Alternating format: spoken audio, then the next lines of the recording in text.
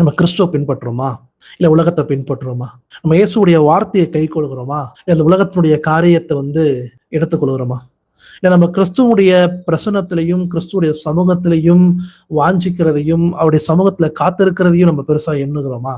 இல்ல உலகத்தின் களியாட்டத்திலையும் உலக காரியங்களிலும் சிற்றின்பங்களிலையும் இருக்கிறது நமக்கு பெருசா தெரியுதா?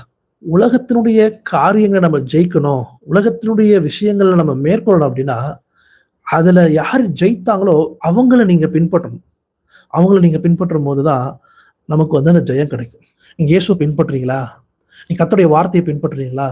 கர்த்தருடைய வசனத்தை எடுத்துக்கிறீங்களா? உங்க வாழ்க்கையில அபியாசப்படுத்துறீங்களா? அப்படி எடுத்துட்டு நீங்க இருந்தீங்கன்னா நீங்க எதுலயும் நீங்க மாட்ட மாட்டீங்க.